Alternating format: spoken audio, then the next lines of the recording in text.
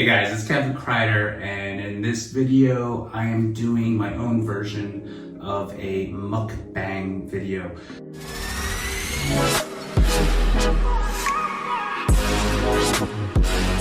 And I figured, let's do something healthier and my version of mukbang.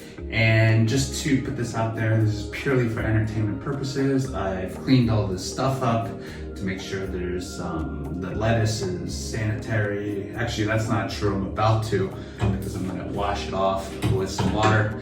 And in this video, I'm also going to not only share some fitness and health tips, but I'm also going to do some Q&A. So when you're doing vegetables, the best thing to do is actually wash it off, especially with green lettuce. Wash it off first before you eat because what you want to do is get the pesticides off of the lettuce. And the best way to do that is just wash it off. Just wash the lettuce. You can get about 90% of the pesticides off the lettuce when you do that. I don't get organic vegetables because you can just wash the pesticides off for a lot of this stuff. Unless it's certain ones, you're gonna have to check it out to see which one it is. I just got some croutons here. And some of my favorite stuff, blue cheese. So I would really recommend having green vegetables every single day.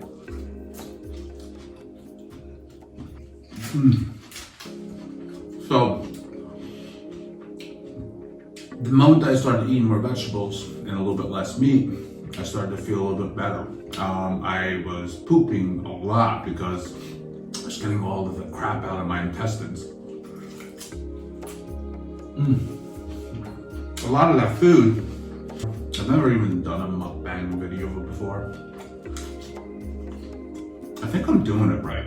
Just need more blue cheese. So let's get into the Q&A.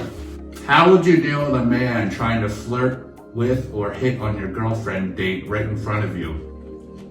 First of all, I would say, why did I get sidetracked? Okay, let's go back to the woman. I'd take it as a compliment that your woman or your date is beautiful enough to actually get hit on, because you know you're probably not with the most attractive person if they're not getting hit on ever. And I'm not trying to say that women don't get hit on even if they're beautiful or not beautiful. It's just that most likely you will get hit on if they are beautiful.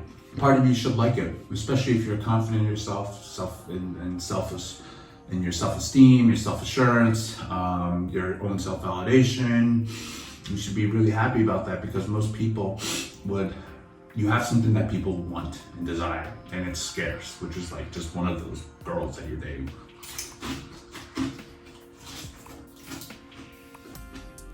So you have something cool. If you still don't like that answer, so my advice to you is work on your self-confidence, your self-insurance, your self-esteem before this even happens, so you don't have to rely on your girlfriend or dates to make you feel better. It's almost like this, guys. Self-improvement, feeling confident, feeling good about yourself, feeling motivated. These are all questions I get all the time. It's like going to the beach.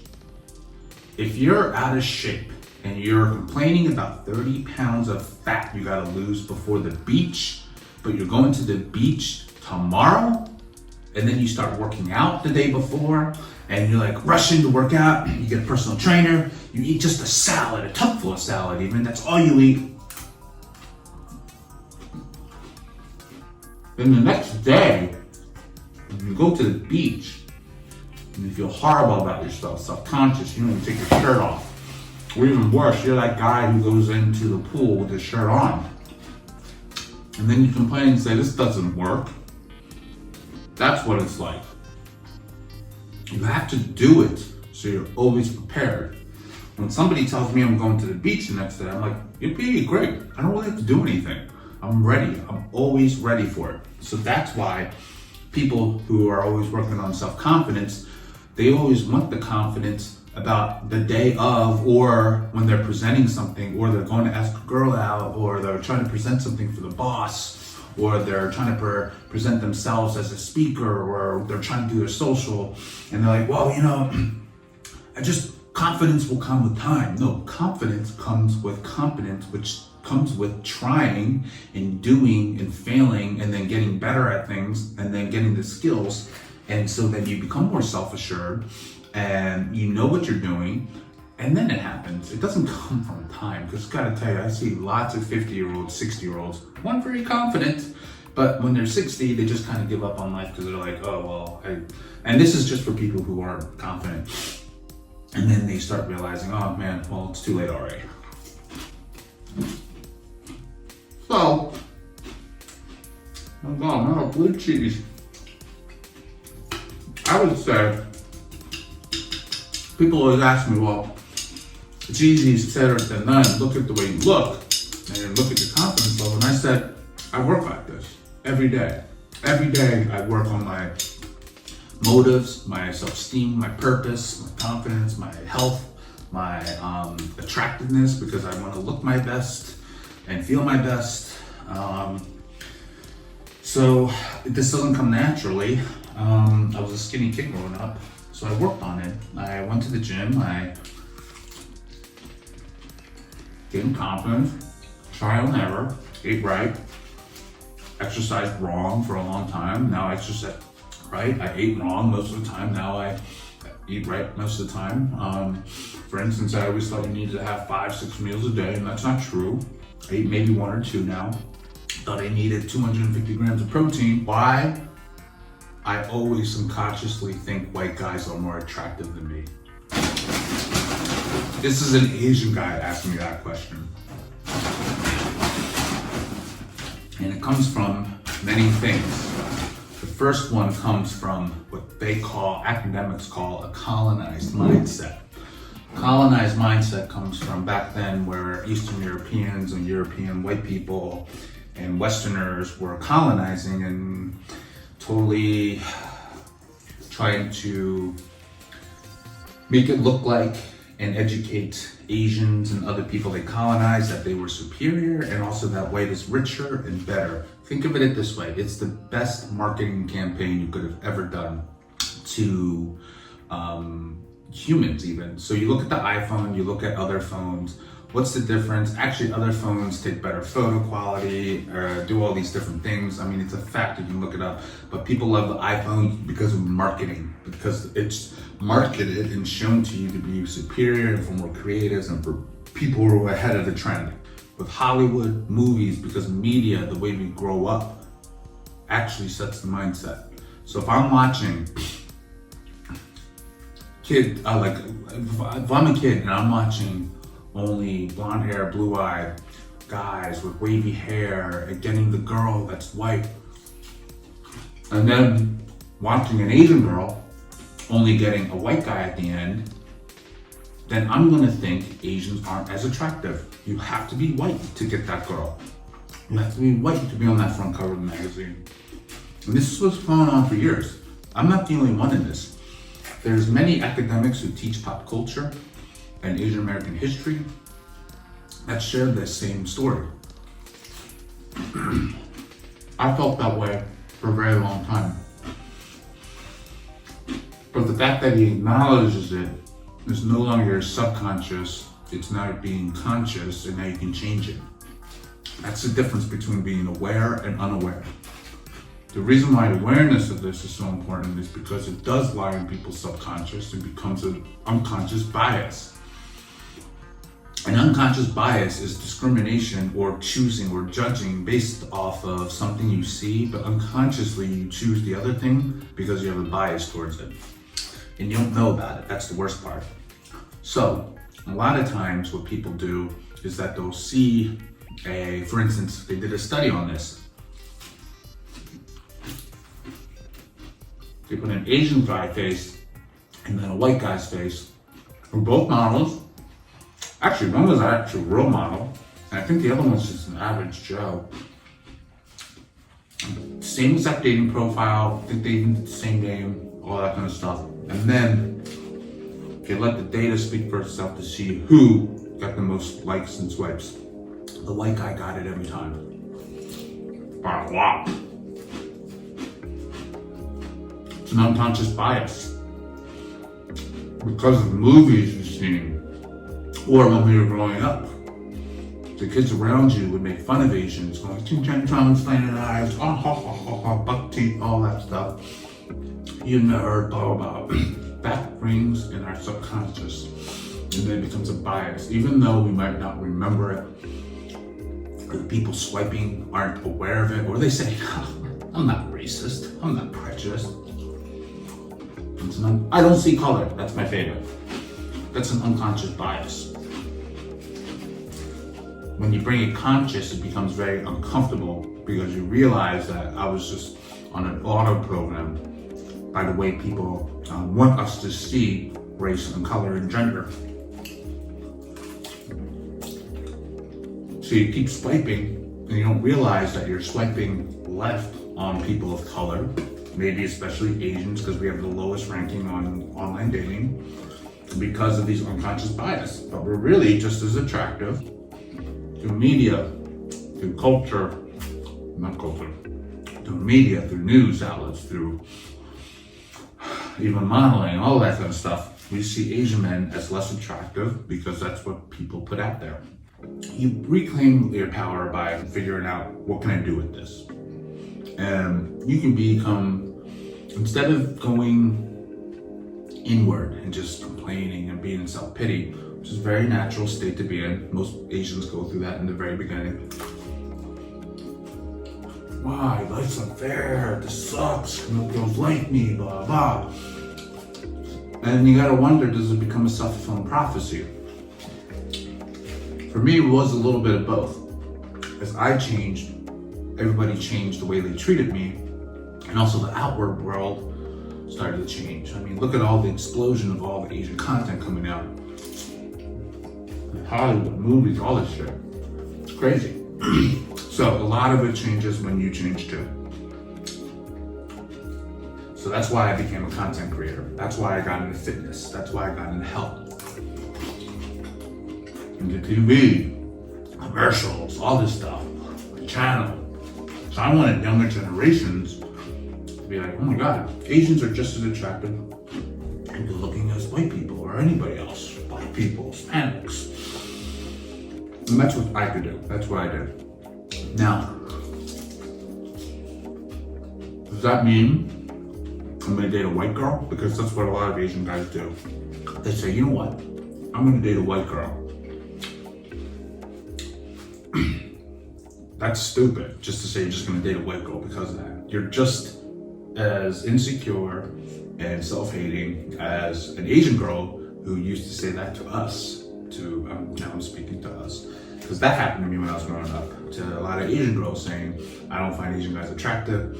Now what'll happen was, girls won't tell that to me in my face. When I leave the room, they'll start talking shit and saying, oh, he's an Asian guy, blah, blah. I would go out with an Asian guy for their money, but that's about it.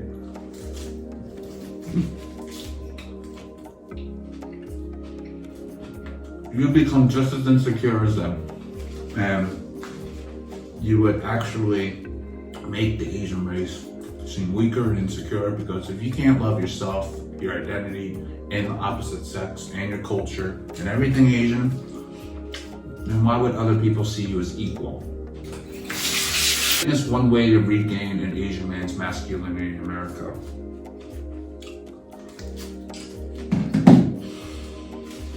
Let me tell you a story, my story. I'm adopted. Grew up mostly around white people. There was an Asian guy in my school, there was an Asian girl in my school. Asian guy, totally ignored, made fun of. Asian girl, she would tell me, at the end of grade school, I don't find Asian guys attractive, and she would turn me down. Hit me hard. From that point on, not only did I see being Asian as inferior, but I saw Asian men as inferior, and I resented Asian women for a very long time. Now I don't, and that's the part I want you to listen to. Now it's different. I do not. In my heart, I love being Asian. I love Asian culture. Stripped away my Asian identity. I stripped it away. I didn't want to do lit math and science for a long time. I wanted to date white girls. I played sports.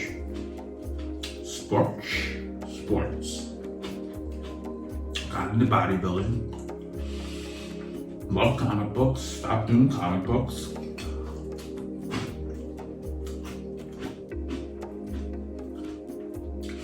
And it was because it was everything that an Asian guy wasn't.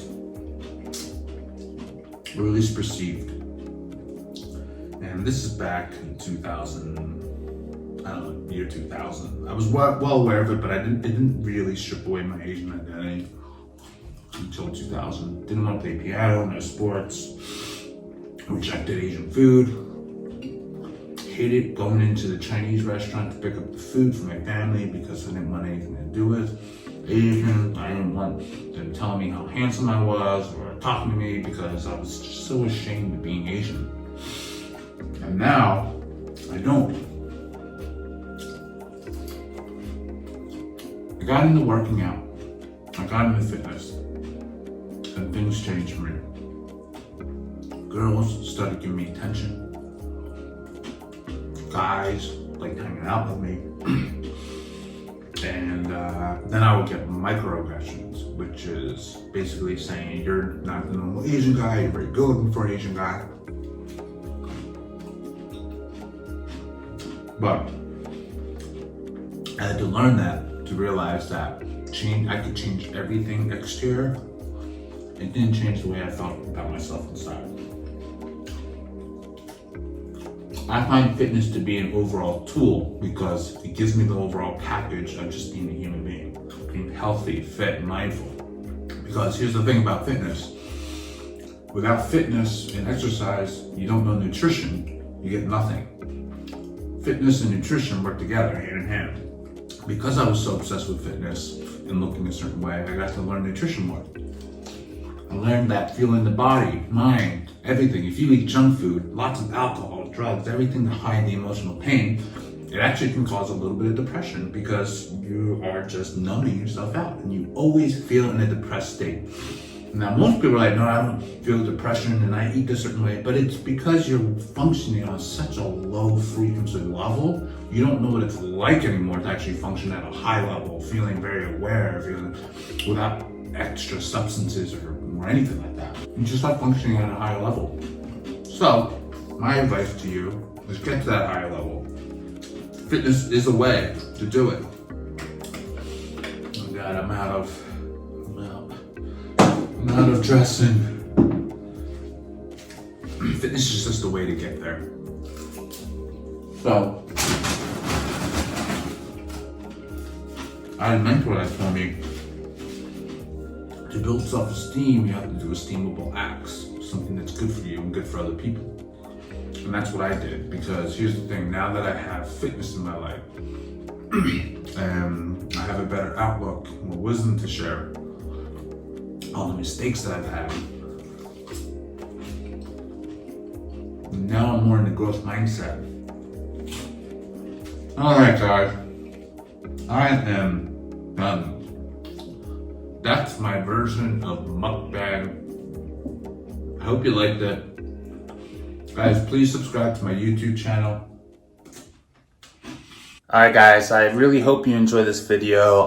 It's my special mukbang video of just lots of lettuce. And if you are watching this, it's because it's not just a release of my pre-workout supplement, but also the Netflix Bling Empire that I am one of the stars in and will be featured in. It's a docu-series, and I really hope that you not only get laughs, but you can relate to it, maybe bring some tears, and not only that, but it can entertain you and make you like just proud. I hope it just makes you proud to be Asian, and that's my goal, and I hope you love watching it. So stay tuned, look out for it if it already hasn't come out yet. Go to Netflix, watch it, binge watch it. Tell me that you watched it. Comment on the description below. Tell me you watched it and tell me your favorite parts in the docuseries. And I will be answering it, so look out for my comments.